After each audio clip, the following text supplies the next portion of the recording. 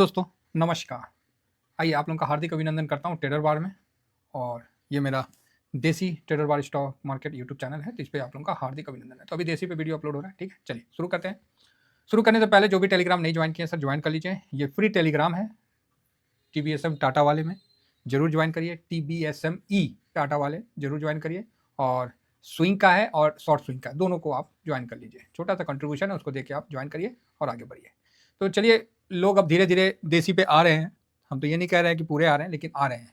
जो चाहने वाले हैं वो आ रहे हैं, तो ठीक है, मैं उनका हार्दिक अभिनंदन करता हूँ। तो आइए नेक्स्ट वीक के रिगार्डिंग बात करते हैं। तो नेक्स्ट वीक में क्या, आखिर क्या।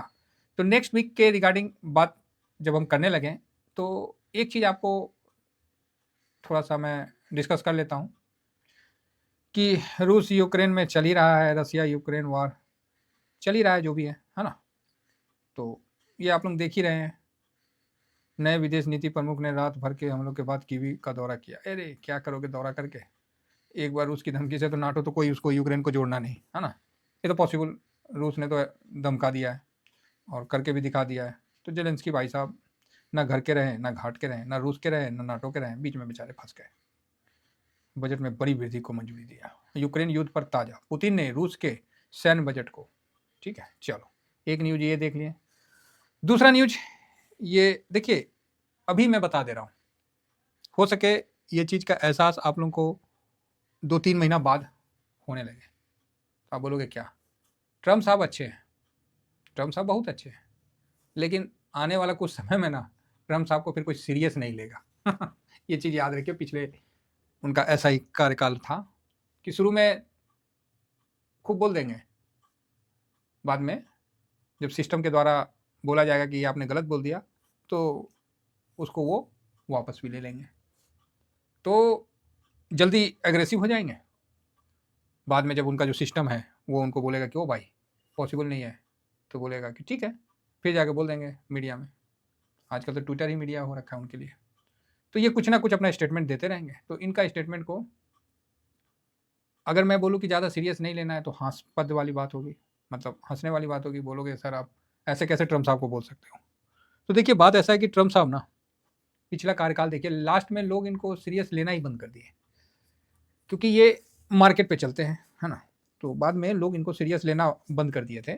शुरू में तो थोड़ा सा लेंगे, लेकिन बाद में फिर धीरे धीरे धीरे धीरे लोग को आइडिया लग जाएगा कि ओ अच्छा जी, तो ये सिचुएशन आने वाला है। अभी आया नहीं है, हम लोग आगे का पहले से। तो आप बोलोगे कि सर ऐसा क्यों बोल रहे हो। ट्रम्प साहब ने एक ब्रिक सम्मेलन हो रहा है ब्रिक्स में, तो वहाँ पर ही भाई जो इम्पोर्टेंट देश हो गए, रूस अपना, चाइना, इंडिया, तो इन लोग का कहना है कि भैया हम आपस में कुछ भी लेन देन करें तो हम डॉलर में क्यों करें। तो बस इतना ही कहना था हमारे जयशंकर, मतलब डॉलर तो दिक्कत आ रही है, कोई दूसरा उपाय किया जाए, सोना से ही लेन देन कर लो भाई, है ना। तो इस बात पे तो भाई पूरे यूएस को मिर्ची लग गई, और ट्रम्प साहब को तो और ज़्यादा, क्योंकि फिर तो डॉलर का जो दादागिरी है वो खत्म हो जाएगा। हर समय एक आदमी का तो दादागिरी नहीं रहेगा, समय परिवर्तनशील है। अगर वो परिवर्तन करता रहा तो जीवित रहेगा, अदरवाइज उसका खात्मा और कोई पुनर्निर्माण, ये कार्रवाई चलते रहती है। तो इस बात से भाई डॉलर को, मतलब यूएस को मिर्ची लग गई। तो ट्रम्प साहब ने धमकी दे दिया कि 100% टेरिफ, है ना। ठीक है, ठीक है, क्या चाहते ट्रम्प साहब कि आप धमकी दे दीजिएगा। आप क्या सोचते हैं कि भारत को आप साथ नहीं दीजिएगा, चाइना का भी साथ नहीं दीजिएगा, रसिया से आपका है नहीं, और फिर आप एशिया में घुस जाइएगा। कौन सपोर्ट करेगा आपको। सबको आप नंगा भूखा कर दिए हैं, चाहे पाकिस्तान हो, चाहे श्रीलंका हो, चाहे अपना बांग्लादेश हो। मतलब क्या, देखिए राजनीति बहुत गंदी चीज़ है, लेकिन जब अपने पे आ जाए ना, तो जरूर आदमी को इसमें समझना चाहिए। तो आप फिर क्या, एशिया साफ हो जाएगा आपके लिए। तो फिर कहाँ आप आ पाओगे। अभी तो भारत पे है, तो चाइना को आप कंट्रोल कर रहे हो, भारत को आप अल्टरनेट चाइना का देख रहे हो। तो ऐसा करोगे तो भारत पे भी काफ़ी दबाव आएगा। अगर ये देश कुछ दूसरा चीज़ में अगर ढल गए, तब तो भाई साहब आपकी दादागिरी पे तो, और फिर वर्ल्ड ऑर्डर ही चेंज होने लगेगा, ठीक है ना। तो ये काफ़ी, मतलब इन लोगों का ब्रिक में बोला गया कि भैया हम लोग आपस में लेन देन करें, तो हम अमेरिका को काहे पैसा दें, डॉलर में क्यों करें। दिक्कत आ रही है तो उसको कुछ और उपाय किया जाए, तो उसी में ट्रम्प साहब का ये स्टेटमेंट है। सीरियस नहीं लिया जाए, ठीक है, सीरियस नहीं लिया जाए, इनका खाली बोलना था, बोल दिए, है ना, ठीक है, सुन लिए हम लोग भी, हाँ बहुत बढ़िया सर, ठीक है, आप 100% कर दोगे, चलो ठीक है, कर दो जाओ, और कुछ कर सकते हो तो भी कर दो। भाई कभी ना कभी तो डॉलर का तो दादागिरी खत्म होगा ना, कि हमेशा क्यों हम सोना में ट्रेड करेंगे, चाहे कोई और उपाय लिया जाए, ठीक है, तो वही चीज़ है जिस तरह भारत और रसिया में भी ट्रेड हो रही है, तो इसीलिए थोड़ा सा इनका मतलब वो है ना, नहीं आदमी देखे कि ये बड़े बड़े 3 देश अगर आपस में ऐसा सहमति अगर ब्रिक में बना लेते हैं तो 8-10 देश होते ही हैं, तो बहुत बड़ा हो जाएगा, अनर्थ हो जाएगा, हमको जो फ्री का मिल रहा है जो टोकन मनी वो तो खत्म हो जाएगा, कहीं ना कहीं जो टोकन मनी ले रहे हैं डॉलर में चल रहा था, तो इसीलिए तो इनको ज़्यादा सीरियस नहीं लिया जाए, इनको इग्नोर किया जाए। चलिए आगे बढ़ा जाए, तो क्या सबसे पहले 7 दिन ट्रेड होगा? बिल्कुल होगा साहब, 7 दिन ट्रेड होगा, कोई डाउट नहीं है। हम 2 दिसंबर से स्टार्ट करेंगे और पूरा ट्रेड होगा, इसमें कहीं कोई शंका नहीं है, और कोई भी छुट्टी वगैरह कुछ भी इस दौरान आपको नहीं देखने को मिलेगा, पूरा ट्रेड होगा, पूरा मार्केट खुलेगा और 5 दिन मार्केट चलेगा, ठीक है। बाकी फिर 25 तारीख से आपको वेडनेसडे है, तो उस समय क्रिसमस की एक छुट्टी है, तो ये चीज़ देखने को मिल रही है। चलिए अच्छी बात है। अब इसी दौरान हम लोग के मतलब न्यूज़ के मामला से देखिए तो सबसे खराब न्यूज़ तो हम लोग का जीडीपी का है, तो ठीक है, अब हो गया तो हो गया, अब क्या किया जाएगा। अब तो जो बॉल है वो हमारे हाथ में तो है नहीं, ना आपके हाथ में है, तो वही बात है। तो 2 दिसंबर से और 6 दिसंबर तक कंटिन्यू चलेगा मार्केट, ये चीज़ क्लियर है। तो अब जीडीपी का हो गया तो हो गया भाई, मार्केट ने पहले ही एक्शन कर दिया, थोड़ा और एक्शन कर देगा हो गया ना, कितना देर तक मतलब जपा जाए, चलो ठीक है, आगे जो होगा देख लेंगे, और क्या कर सकते हैं हम लोग, तो समझदारी से काम लिया जाए और जैसा चल रहा है स्थिति में वैसा ही चला जाए। तो अभी जो हम लोग का इस वीक का जो शुरुआत हो रहा है ना, तो एफआईएस की सेलिंग कंटिन्यू चली है, 2 दिन ठीक रहा, तीसरा दिन मट्टी मिलित कर दिया, फिर से मट्टी पिलित कर दिया, फिर से वही शुरू हो गया, तो 11,000 करोड़ और इतना 1000 करोड़, मतलब काफ़ी ज़बरदस्त सेलिंग है। तो कोई नहीं, करने दीजिए, इनका इच्छा है भाई, इनका पैसा है, अपना करें, हम लोग क्या कर सकते हैं। आएंगे थोड़ा सा खिसिया के आएंगे, आना तो पड़ेगा, जाएंगे कहाँ, ठीक है। और इनकी सारी सेलिंग को पचा लिया गया, नवंबर में जो भी आप देख रहे हैं 45 और इधर 44 का पूरा रेशियो से पचा लिया गया, तो ये बहुत अच्छी बात है कि अब जो पावर है वो अपने घरेलू में आ रहे हैं। और उससे भी अच्छी बात है कि इतनी बड़ी सेलिंग को 1.5 लाख करोड़, आप बोलोगे पैसा निकल के गया बाहर, आप ये भी बोल सकते हो, आप उसको दूसरे सेंस में बोलोगे कि यार 1.5 लाख करोड़ निकल गया और मार्केट में कोई बड़ी फॉल नहीं आई, बताओ यार, मतलब इतना मतलब हम लोग का मार्केट लिक्विड हो चुका है कि 1.5 लाख करोड़ का एफआईएस का कंटिन्यू 2 महीना में सेलिंग हुआ और मार्केट को फर्क नहीं पड़ा। आज मार्केट ऊपर से मुश्किल से 1800-2000 पॉइंट डाउन है, 26,200 कुछ क्या था हाई, 33 के आसपास का, तो उस हिसाब से देखिए तो 25,000 24,000 पे ही है, तो अभी भी 2,000 2,500 का फॉल नहीं हुआ, तो आप इसमें भी खुश हो सकते हो, ये आप पे डिपेंड करता है कि आप कैसे खुश। अच्छा है हमारे हाथ में पावर रहेगा, कई बड़े बड़े विशेषज्ञ हम वही सुन रहे थे, कई बड़े बड़े जो हैं एनालिसिस करने वाले, उन्होंने भी कहा है कि मार्केट एक बार मतलब क्रैश होगा, तो ठीक है, क्रैश ही सही, मार्केट सबका है, जिसको जैसे दिखता है वो वैसा दिखे, है ना, जिसको जैसे दिखता है वो वैसा दिखेगा, हम लोग क्या कर सकते हैं, हमको तो मार्केट क्रैश का तो दिख नहीं रहा है, हमको तो मार्केट यहाँ थोड़ा सा हो सके तो स्लो डाउन का दिख रहा है। इसी बीच में एफआईएस का जो पोजीशन है वो भी ठीक ठाक है, ऐसा नहीं है कि इंडेक्स में बहुत ज़्यादा एफआईएस का पोजीशन है, तो एफआईएस का पोजीशन अभी 33 पे है, तो ठीक है, 33 पे तो कोई ऐसा नहीं कि बहुत ज़्यादा है, बेच सकते हैं, तो यहाँ से थोड़ा सा 1000 पॉइंट का और सेलिंग कर सकते हैं, ठीक है।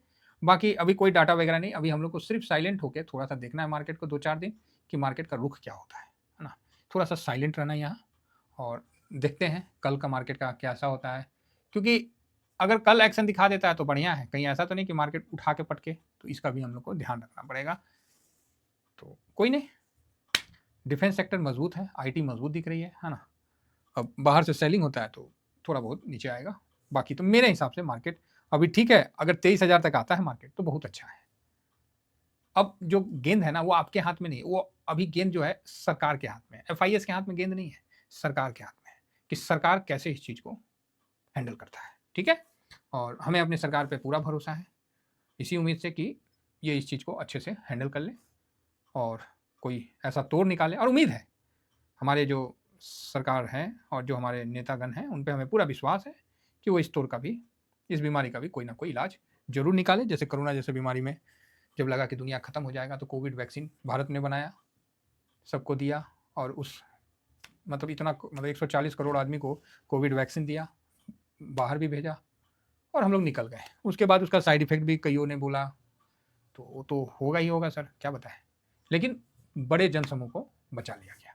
तो उसी तरह इस तरह का डाटा आ रहा है, कुछ सेल गिर रही है या कुछ सेल बढ़ रहा है, तो उसको मैनेज करें। अगर इसी बीच में अगर रेट कट कर देता है आरबीआई तो अच्छा होगा, है ना, इकोनॉमी को थोड़ा बूस्ट मिलेगा, चाहे कोई पैकेज दे दे तो ठीक है ना। इस तरह का कुछ ना कुछ तो सरकार करेगी, जिससे क्या है कि इन्वेस्टर का मोरल डाउन भी ना हो और मार्केट भी सही रहे। और मेरे को ये समय निवेश के लिए बड़ा अच्छा लग रहा है, थोड़ा सा और नीचे अगर गिर जाता है मार्केट तो, क्योंकि सब डरे हुए हैं। किसी भाई ने पूछा सर गोल्ड का अभी कितना % होना चाहिए पोर्टफोलियो में, किसी भाई ने बोला कि सर ऑटो का कितना % होना चाहिए। तो एक चीज़ याद रखिए, जैसे जैसे मार्केट चलता है आपको समय दर समय उसको चेंज करते रहना पड़ेगा। ये नहीं है कि आपने 20% गोल्ड रख लिया तो 20% ही रहेगा, नहीं नहीं, समय दर समय आपको चेंज करते रहना पड़ेगा, जिससे क्या है कि पोर्टफोलियो बैलेंस। ऐसा कोई भी एक पत्थर वाला लाइन नहीं है, पत्थर वाला लाइन खाली माइंडसेट का है, अदरवाइज कुछ नहीं है। आप सोचोगे कि हम एक रूल बना दिए बस उसी से कमा लें, तो भाई आप उसे 1 साल कमा लोगे, अगला साल आपको कुछ उसमें चेंजिंग लाना पड़ेगा, ठीक है। आपको कुछ अपने पोर्टफोलियो में थोड़ा चेंज करना पड़ेगा।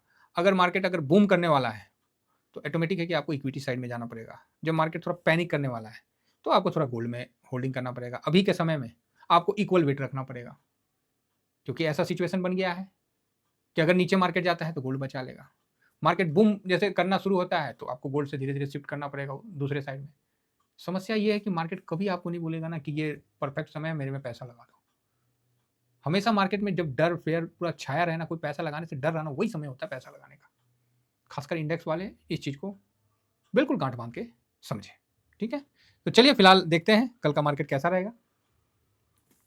अभी के हिसाब से गिफ्ट निफ्टी देख के कोई फायदा नहीं है, वो जब मार्केट खुलेगा तभी उसका क्लियर डिसीजन होगा, क्योंकि अमेरिका का जो बात है वहाँ का खुद डॉलर इंडेक्स नहीं मानता है और ना ही उसका 10 ईयर बॉन्ड यील्ड मानता है। इसलिए अमेरिका का जो स्टेटमेंट है ना उस पर हमको थोड़ा डाउट हो रहा है। मेरे को डाउट मेरे ओवर कॉन्फिडेंस या मेरा कॉन्फिडेंस जो आप समझो उस कारण से नहीं है, वहाँ का डॉलर और वहाँ का बॉन्ड यील्ड ही क्वेश्चन उठा देता है कि ओ भाई कंट्रोल करो समझ रहे, इसलिए हमारा कॉन्फिडेंस पुनः बढ़ जाता है कि उनका तो अंदर में ही मतभेद है, ठीक है। तो चलिए ओवरऑल ठीक है, मार्केट देखते हैं कहाँ कैसा चलता है। ये मार्केट थोड़ा सा पेशेंस के साथ झेलना ही पड़ेगा, आगे बढ़ना ही पड़ेगा, पोजीशन रखना ही पड़ेगा, ठीक है।